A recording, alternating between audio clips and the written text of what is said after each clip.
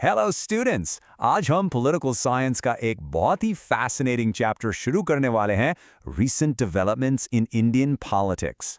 Now ये chapter super important है क्योंकि जो भी पॉलिटिकल ड्रामा आप आज न्यूज़ में देखते हैं ना, गठबंधन, पार्टी बदलना, नए नए मुद्दे, इन सब की रूट्स, इन सब की जो शुरुआत है वो इसी दौर में हुई थी। सो चलिए देखते हैं कि ये सब कैसे हुआ। तो इस एक्सप्लेनर में हमारा प्लान क्या है? देखिए, सबसे पहले हम टाइम ट्रैवल करके 1980s के एंड का पॉलिटिकल सीन समझेंगे। फिर will look at 5 game changing developments जिसने इंडिया की पॉलिटिक्स को हमेशा के लिए बदल दिया। उसके बाद हम गठबंधन सरकारों यानी द एरा ऑफ कोलिशंस को डिकोड करेंगे और फाइनली इन सब का इंडियन पॉलिटिक्स पर क्या परमानेंट असर हुआ वो देखेंगे। तो are you ready? Let's begin. Okay, so हमारी कहानी शुरू होती है 1984 में। After the tragic assassination of Indira Gandhi, उनके बेटे राजीव गांधी ने प्राइम मिनिस्टर का चार्ज लिया। इसके बाद जो इलेक्शंस हुए ना, उसमें कांग्रेस को एक ऐसी जीत मिली जैसी पहले कभी नहीं देखी गई थी। It was an absolute massive historical victory. Just look at this number, 415। Lok Sabha में 543 सीट्स में से 415 सीट्स जीतना, ये कोई मामूली बात नहीं थी। ये एक पॉलिटिकल सुनामी था।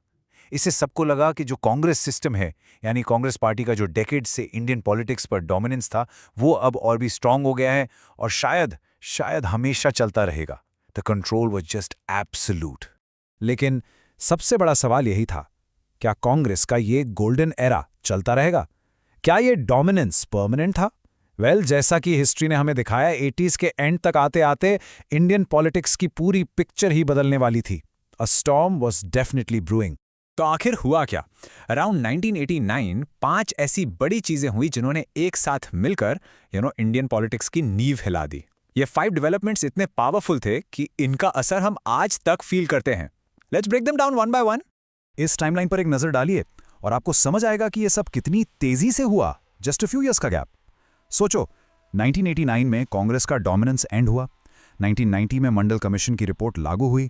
1991 में देश में न्यू इकोनॉमिक पॉलिसी आई और उसी साल ट्रेजिकली राजीव गांधी का असैसिनेशन हो गया। और 1992 में बाबरी मस्जिद डेमोलिशन। ये एक के बाद एक ऐसे इवेंट्स थे जिन्होंने देश की पॉलिटिक्स और सोसाइटी दोनों को बहुत डीपली इंपैक्ट किया। ओके, सो पहला और सबसे ड्रामेटिक डेवलपमेंट था कांग्रेस पार्टी का डिक्लाइन। जस्ट इमेजिन दिस, जो पार्टी 1984 में 415 सीट जीती थी, वो अचानक 1989 इलेक्शंस में सिर्फ 197 पर आ गई। For the first time in a very long time किसी भी पार्टी को क्लियर मेजॉरिटी नहीं मिली। और बस यहीं से कांग्रेस सिस्टम का चैप्टर क्लोज हुआ और इंडिया में एक नए मल्टी पार्टी सिस्टम की शुरुआत हुई। ये ग्राफ इस स्टोरी को बिल्कुल साफ दिखाता है। लुक एट दैट ड्रॉप, 415 से सीधा नीचे 197 इन जस्ट वन इलेक्शन। ये जो इतना बड़ा पॉलिटिकल वैक्यूम क्रिएट हुआ ना, इसने बाकी पार्टीज के लिए नेशनल पॉलिटिक्स के दरवाजे खोल दिए। A whole new chapter was beginning. तो जब किसी एक पार्टी को फुल मेजॉरिटी नहीं मिली तो सवाल उठा, सरकार कैसे बनेगी? सॉल्यूशन निकला, कोalition गवर्नमेंट, या जिसे हम कहते हैं गठबंधन सरकार। इसका सिंपल सा मतलब है कि जब एक पार्टी अकेले गवर्नमेंट नहीं बना सकती तो वो दूसरी पार्टीज के साथ टीम अप कर लेती है। नेशनल लेवल पर यह एक नया एक्सपेरिमेंट था और इसी दौर को हम एरा ऑफ कोलिशंस कहते हैं। नाउ, दूसरा बड़ा डेवलपमेंट था मंडल इशू। 1990 में वीपी सिंह की नेशनल फ्रंट गवर्नमेंट ने मंडल कमीशन की रिपोर्ट को लागू कर दिया। इसमें ओबीसीज के लिए सेंट्रल गवर्नमेंट जॉब्स में 27% रिजर्वेशन की बात थी। इस डिसीजन से पूरे देश में प्रो रिजर्वेशन और एंटी रिजर्वेशन प्रोटेस्ट शुरू हो गए और सडनली जाति यानी कास्ट नेशनल पॉलिटिक्स के बिल्कुल सेंटर में आ गई। तीसरी बात, 1991 में इंडिया एक बहुत बड़े इकोनॉमिक क्राइसिस से गुजर रहा था।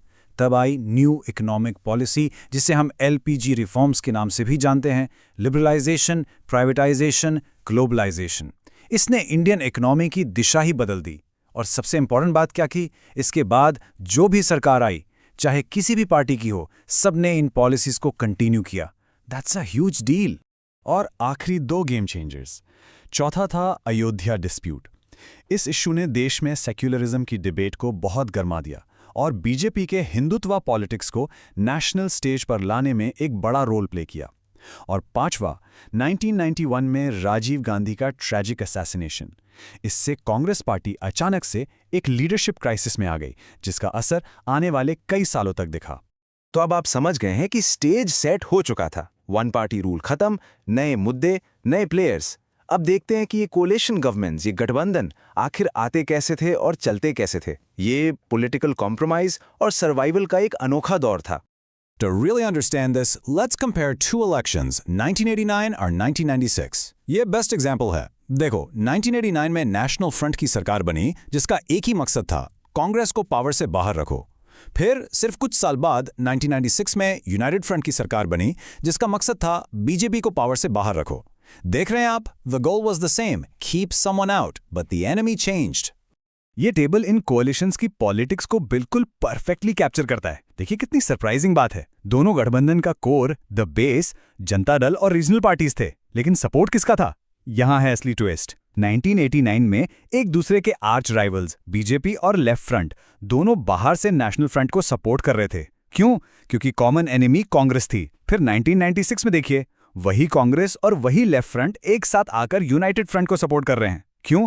क्योंकि अब कॉमन एनिमी बीजेपी थी। इसी को कहते हैं पॉलिटिकल कंपल्शंस। और इन कोलिशंस को अगर आसान शब्दों में समझाना हो तो ये लाइन परफेक्ट है। पॉलिटिक्स में दुश्मन का दुश्मन दोस्त होता है। आइडियोलॉजी से ज़्यादा इंपॉर्टेंट ये था कि पावर में कौन आ रहा है और किसे रोकना है। Simple as that. और इस दौर की पॉलिटिकल इंस्टेबिलिटी को समझने के लिए ये नंबर काफ़ी हैं। 11। बिटवीन 1989 एंड 2014 इंडिया ने 11 अलग अलग गवर्नमेंट्स देखी। इसका मतलब क्या हुआ कि एवरेज हर गवर्नमेंट 2-2.5 साल ही चली। जब सरकारें इतनी जल्दी जल्दी गिरती हैं तो लॉन्ग टर्म पॉलिसीज बनाना, बड़े डिसीजंस लेना बहुत मुश्किल हो जाता है। This was a period of great political uncertainty. तो इतनी उथल पुथल के बाद लॉन्ग रन में क्या बदला? What was the permanent impact of all this? इस दौर से निकलकर इंडियन पॉलिटिक्स में एक नया कंसेंसस, एक नई आम सहमति बनी। Let's see what that was. तो इस पूरे दौर का रिजल्ट क्या निकला? इंडियन पॉलिटिक्स में 4 चीजों पर एक नया कंसेंसस या आम सहमति बन गई जिसे ऑलमोस्ट सभी पार्टीज ने एक्सेप्ट कर लिया। Number 1, one party dominance is over, India is now a multi party system. 2, social justice और ओबीसीज के राइट्स की पॉलिटिक्स को अब इग्नोर नहीं किया जा सकता। 3, इकोनॉमी को ओपन रखना है, न्यू इकोनॉमिक पॉलिसी सही है। एंड 4, स्टेट्स की रीजनल पार्टीज अब दिल्ली में किंग मेकर का रोल प्ले करेंगी।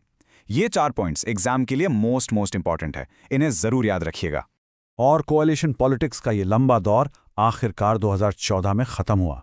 1989 के बाद ये पहली बार था जब किसी एक पार्टी यानी बीजेपी ने अकेले अपने दम पर लोकसभा में क्लियर मेजॉरिटी हासिल की। This really ushered in a new phase of Indian politics. So before we wrap this up, चलिए इस पूरे दौर को एक बार जल्दी से रिवाइज कर लेते हैं। Key points to remember: 1989 was the end of Congress dominance and the start of coalition politics. The Mandal issue brought caste politics to the center stage.